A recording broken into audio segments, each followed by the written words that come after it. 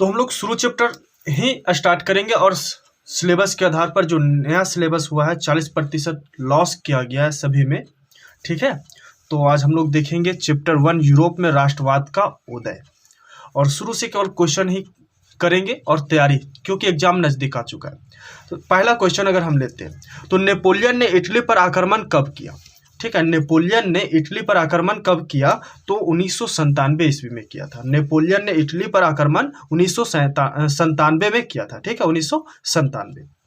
उसके बाद 19वीं सदी में ऐसी कौन सी ताकत उभरी जिसने यूरोप की राजनीतिक एवं भौतिक दुनिया में भारी परिवर्तन किए। तो राष्ट्र राज्य का उदय, यानी कि उस राष्ट्र में राज्यों का स्थापना किया जा रहा था। ठीक है, उसके बाद अगले क्वेश्चन की ओर बढ़ते हुए कि वियना कांग्रेस किस वर्ष में आयोजित की गई थी। तो वियना कांग्रेस जो 1815 ईस्वी में आयोजित की गई थी। आपको याद है, मतलब कि याद रखना है कि इस बार की जो एग्जाम होगा ना, उसमें ये जो 1 नंबर वाले क्वेश्चन है वो बढ़ा दिए जाएंगे। तो 1 नंबर वाले क्वेश्चन, 2 नंबर वाले क्वेश्चन, 3 नंबर वाले क्वेश्चन और 5 नंबर वाले क्वेश्चन, इस प्रकार से हम पढ़ाएंगे, एक एक सेट बना बना करके। ठीक है, तो आपको अच्छी तरह से पढ़ना है। 1815 में वियना संधि किसके नेतृत्व में हुई थी। तो ड्यूक मैटरनिक के नेतृत्व में 1815 में वियना संधि का नेतृत्व किया गया था।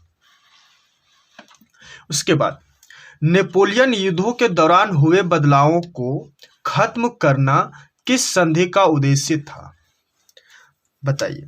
तो वियना संधि का ही उद्देश्य था कि नेपोलियन युद्ध जो हो रहा था उसके दौरान जो बदलाव आ रहा था उसको खत्म करना था। तो खत्म करने के लिए वियना संधि किया गया था।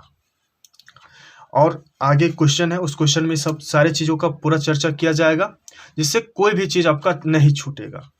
किसने कहा था कि जब फ्रांस छींकता है तो बाकी यूरोप को सर्दी जुकाम हो जाता है। किसने कहा था कि जब फ्रांस छींकता है तो बाकी यूरोप को सर्दी जुकाम हो जाता है। इसका कहने का मतलब था कि फ्रांस जब युद्ध के लिए तैयार हो जाता है तो बाकी यूरोप को थरथरी हो जाने लगता है, यानी कि डर आ जाता है, ये कहने का मतलब है। तो किसने कहा था, मैटरनिक ने कहा था। ठीक है, चलिए, किस संधि ने यूनान को एक स्वतंत्र देश के रूप में मान्यता दी। यूनान को यवन के नाम से भी जाना जाता है। भारतीय यवन को ही यूनान का रूप दिया, यानी नाम दिया था भारत के लोग। यह ज्यादातर तालमेल यूरोप से रखता था। यूनान जो है सो तालमेल रखता था यूरोप से। कॉन्स्टेंटिनोपल संधि, इसका बोलेंगे कॉन्स्टेंटिनोपल संधि के कारण ही यूनान को एक स्वतंत्र देश के रूप में मान्यता दी गई थी। उसके बाद आयरलैंड में प्रोटेस्टेंट के विरुद्ध आंदोलन का नेतृत्व किसने किया। तो वोल्टफ टोन, यानी कि ऑल्टफ टोन, इसको क्या बोलेंगे, ऑल्टफ टोन। यह आयरलैंड में प्रोटेस्टेंट के विरुद्ध आंदोलन का नेतृत्व किया था। चलिए हम लोग अगले क्वेश्चन की ओर बढ़ते। अगला क्वेश्चन है कि आंखों पर पट्टी बांधी हुई और हाथ में तराजू लिए महिला किस बात को की प्रतीक है। तो न्याय की, यानी कि आप लोग देखे होंगे अदालत जहां होता है वहां पर देखे होंगे कि आंखों पे पट्टी बांधी हुई एक औरत को खड़ा किया जाता है, उसके हाथ में तराजू लटका दिया जाता है। वो किस चीज का प्रतीक है। ठीक है, तो न्याय का प्रतीक है। ठीक है, उसके बाद फ्रेडरिक सोर्यू कौन था।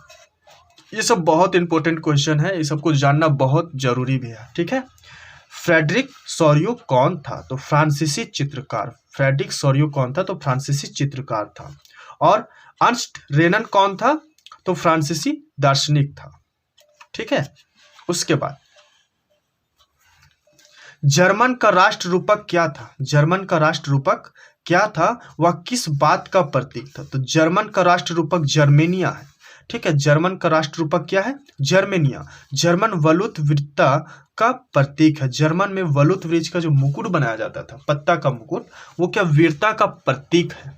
ठीक है, तो यहाँ पूछ रहा है कि वह किस बात का प्रतीक है। तो जर्मन वलुत जो है वीरता का प्रतीक है। चलिए, मॉन्टेस्क्यू किस सिद्धांत का प्रतिपादन किया। मॉन्टेस्क्यू किस सिद्धांत का प्रतिपादन किया। तो शक्ति पृथक्करण का सिद्धांत या अधिकार विभाजन का प्रतिपादन किया। कौन, मॉन्टेस्क्यू। अब चलिए यहां से कुछ प्रश्न उत्तर शुरू होता है, जिसे आपको ध्यान से समझना और याद रखना है। ठीक है, जॉल्वेराइन क्या था, वह किस प्रकार जर्मनी के एकीकरण का प्रतीक था। पहले यहां पर ध्यान दीजिए, जॉल्वेराइन क्या था, तो क्या बोला कि एक जर्मन शुल्क है, शुल्क संघ है, यानी जो टैक्स लेने वाला जो एक संघ बनाया जाता है, सदस्य बनाया जाता है, ठीक है, उसी का नाम दिया था जॉल्वेराइन। इसको जर्मनी में जो है जर्मन ये शुल्क संघ को जॉल्वेराइन बोलते हैं। हम लोग जैसे बोलते हैं इनकम टैक्स ऑफिस, हमारे यहाँ इनकम टैक्स ऑफिस जहाँ पर हम लोग टैक्स भरते हैं, ठीक है, उसको बोलते इनकम टैक्स ऑफिस के रूप में जानते हैं। तो उसी तरह से जर्मन में ये शुल्क संघ को जॉल्वेराइन के नाम से जाना जाता है। अब इसमें देखिए, इसमें अधिकांश जर्मन राज्य शामिल थे। अब जर्मन का है तो जर्मन राज्य ही शामिल थे। 1834 ये 34 है, ठीक है, में स्थापित इस संघ ने विभिन्न राज्यों के बीच शुल्क अवरोधों को समाप्त कर दिया, यानी शुल्क जो ज्यादा दिया जाता था उसको कम करवा दिया। और फिर जिसके द्वारा शुल्क रुक रहा था उसे भी खत्म करवा दिया।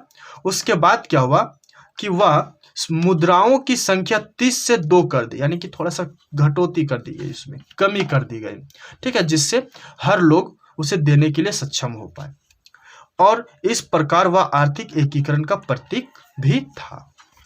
यहां तक आप लोग को कोई दिक्कत नहीं हुआ होगा, ठीक है, आशा करते हैं अच्छी तरह से समझ में आ रहा होगा।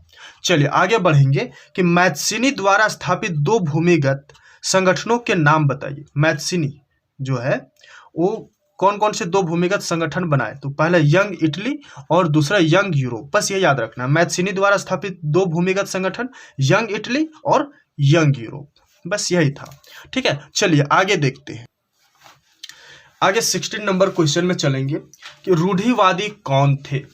बहुत ही अच्छी तरह से समझ में आ जाएगा, केवल ध्यान देना आप लोग को कि रूढ़िवादी कौन थे। तो रूढ़िवादी कौन थे, तो ऐसे समूह वर्ग के लोग होते थे जो किसी भी पारंपरिक संस्थाओं के परिवर्तन को तुरंत मानने के लिए तैयार नहीं होते हैं। उसका मानना था कि पुराने सांस्कृतिक रीति रिवाज का बनाए रखना बहुत जरूरी है। यानी कि समाज में कोई नया परिवर्तन जब आता था ना, समाज में 2 प्रकार के वर्ग के लोग होते हैं, रूढ़िवादी और उदारवादी, ठीक है। तो रूढ़िवादी वैसे समूह के लोग थे जो कोई भी परंपरा को छोड़ करके नए परंपरा के अधीन होना नहीं चाहते थे। उसका यही मानना था कि हम पुराने रीति रिवाज को लेकर के चलेंगे, हम जब भी विकास करेंगे, जैसे भी विकास करेंगे, धीरे धीरे करेंगे और पुराने रीति रिवाज को लेकर के करेंगे, ठीक है। तो रूढ़िवादी कौन थे, तो वैसे समूह वर्ग के लोग थे जो किसी भी पारंपरिक संस्थाओं के परिवर्तन को तुरंत मानने के लिए तैयार नहीं होते थे, और उसका मानना क्या था कि पुराने सांस्कृतिक रीति रिवाज का बनाए रखना बहुत जरूरी है। अब इसी के साथ उदारवादी का अगर पूछा जाए कि उदारवादी कौन थे, तो उदारवादी इसका उल्टा हो जाएगा, ऐसे समूह वर्ग के लोग जो पारंपरिक संस्थाओं के परिवर्तन के साथ वो ढल जाते थे, यानी उस परिवर्तन को मान लेते थे, सरकार को सहायता करते थे, लोगों को नए नए काम के लिए उजागर करते थे, प्रोत्साहित करते थे, और उसका मानना था कि हमें देश में नए नए चीज़ों का आविष्कार करना चाहिए, नए नए चीज़ों को परिवर्तन करना चाहिए, आधुनिकीकरण करना चाहिए, ये उदारवादी का कहना था और उदारवादी लोगों का मानना था। चलिए आगे बढ़ते हैं, आगे क्या है, काउंट कैमिलो दे काबूर कौन था। अगर आप इसे लिखना चाहते हो, शुरू से हम पीडीएफ के टाइप से इस तरह से तैयारी आप लोगों को करवा देंगे, एग्जाम नज़दीक है, आपको पढ़ना है, ठीक है, तो आप इसे स्क्रीनशॉट कीजिए, आराम से कॉपी में भी उतारना है, और जिस प्रकार से हम याद करा दे रहे हैं बस ध्यान से सुन लेना है, याद हो जाएगा, ठीक है। बस केवल रिवीजन का जरूरत पड़ेगा, रिवीजन भी हम यहाँ पर करा देंगे। चलिए, काउंट कैमिलो दे काबूर कौन था, तो Count Camillo de Cavour Italy में, यानी इटली के होगा, इटली के सार्डिनिया पीडमोंट राज्य का एक प्रमुख मंत्री था। इसे हम इतना भी लिख सकते हैं, Count Camillo de Cavour Italy के प्रमुख मंत्री था, ठीक है, इटली राज्य के प्रमुख मंत्री था। इन्होंने इटली के प्रदेशों को स्वीकृत करने के लिए आंदोलन का नेतृत्व किया था। पूछा काउंट कैमिलो दे काबूर कौन था, तो Count Camillo de Cavour Italy राज्य के सार्डिनिया पीडमोंट का प्रमुख मंत्री था, जिन्होंने इटली प्रदेश को स्वीकृत करने वाले आंदोलन को नेतृत्व किया था, ठीक है। चलिए आगे बढ़ जाते हैं, जूसेपी मैत्सिनी कौन था, ठीक है, जूसेपी मैत्सिनी कौन था, तो जूसेपी मैत्सिनी इटली का एक महान क्रांतिकारी था। इसके द्वारा स्थापित भूमिगत संगठन क्या था? यंग इटली और यंग यूरोप, जो कि अभी हम लोग 15 नंबर क्वेश्चन में किए थे। जनमत संग्रह से आप क्या समझते हैं? जनमत संग्रह से आप क्या समझते हैं? बहुत ही आसान क्वेश्चन है और ये सब बहुत इंपॉर्टेंट माना जाता है। वैसे प्रत्यक्ष मतदान जिसके जरिए एक क्षेत्र के सभी लोगों से प्रस्ताव को स्वीकार या अस्वीकार करने के लिए पूछा जाए, उस प्रक्रिया को जनमत संग्रह कहा जाता है। यानी कि सिंपल बोलेंगे कि सरकार किसी भी प्रस्ताव को रखने के लिए लोगों की सहमति जानना चाहता है कि आपको हम इस चीज को रखना चाहते हैं, इस प्रस्ताव को रखना चाहते हैं, उस चीज में लोगों का सहमत है कि नहीं। तो उस सहमत के लिए क्या करना पड़ता है? मतदान करवाना पड़ता है। तो इसी मतदान को जनमत संग्रह कहते हैं। इससे क्या होता है? सभी जनताएं अपना मत देते हैं, अपना बात बताते हैं कि इस चीज को रखना चाहिए या नहीं रखना चाहिए। जैसे चुनाव होता है, ठीक है, चुनाव हो गया। तो जनमत संग्रह से आप क्या समझते हैं कि किसी सरकार को किसी भी प्रस्ताव को लोगों के बीच में रखने के लिए एक निश्चित क्षेत्र में प्रत्यक्ष रूप से मतदान करवाया जाता है, जिसे पूछा जाता है कि ये चीज को रखा जाए कि नहीं रखा जाए, यानी स्वीकार किया जाए या अस्वीकार किया जाए, इसके लिए पूछा जाए। तो इसी को बोलते हैं जनमत संग्रह, क्योंकि जनताओं से पूछे गए और राय लिए गए बात को जनमत संग्रह कहा जाता है। क्लियर है? यहाँ पर लिख लोगे। चलिए आगे बढ़ेंगे। निरंकुशवाद से आप क्या समझते हैं? निरंकुशवाद से आप क्या समझते हैं? तो ऐसी सरकार या शासन व्यवस्था जिसकी सत्ता पर किसी भी अंकुश या पाबंदी ना हो, किसी भी तरह का अंकुश या पाबंदी यानी रुकावट ना हो, ऐसी राजशाही सरकार को निरंकुशवाद कहा जाता है। इनकी सरकारें केंद्रीकृत सैन्य बल पर आधारित और दमनकारी होते हैं। चलिए यहाँ पर समझिए, निरंकुशवाद से आप क्या समझते हो? वैसी सरकार की शासन व्यवस्था जिसपे किसी का भी पाबंदी नहीं होता, वो अपने आप में पूरी तरह से स्वतंत्र होता है, ठीक है, उसे हम निरंकुशवाद कहेंगे। और ये क्या होता है? केंद्रीकृत यानी लोकतांत्रिक के रूप में काम करेगा। सैन्य बल सैनिक के द्वारा किया जाता है और ये दमनकारी भी होता है। दमनकारी का मतलब जैसे अभी नेता बनाए जाते, प्रतिनिधि चुने जाते, तो कुछ समय के लिए चुने जाते, फिर कुछ समय के बाद दूसरे को मौका मिलता है, फिर तीसरे को मौका मिलता है, जो जिस प्रकार से अपना डेकोरेशन बना के रखता है उस तरह से रखा जाता है, ठीक है।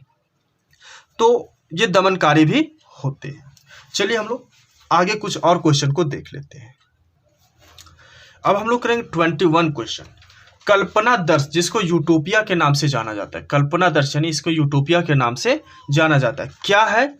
सो पूछ रहा है कि कल्पना दर्श यानी यूटोपिया क्या है। तो ये बहुत सिंपल है कि जो इतना मतलब कि यहाँ पर ऐसी समाज की कल्पना जो इतना आदर्श है कि उसका साकार होना लगभग असंभव है, उसे हम बोलते हैं कल्पनादर्शी या यूटोपिया। जैसे मान लिया हम कोई सपना देख रहे, सो गए और एक सपना देख रहे, हम राजा बन गए, हमारे पास धन दौलत है, या फिर ऐसा सोच रहे कि काश मेरे पास बहुत ज्यादा धन दौलत होता, हम लोगों को के बीच बांटते, लोगों से मिलते, लोगों की समस्या सुनते, लोगों का दौरा करते, है ना, और उसे कुछ भी तरह से अगर मदद हो तो हम मदद करते, ऐसा मतलब सोच रहे हैं, जो कि हो नहीं सकता, ये संभव नहीं है। तो ऐसे विचार रखने का, ऐसा समाज बनाने का विचार आना, कल्पना होना ही कल्पनादर्श कहलाता है, यानी यूटोपिया कहलाता है। समझ में आ गया?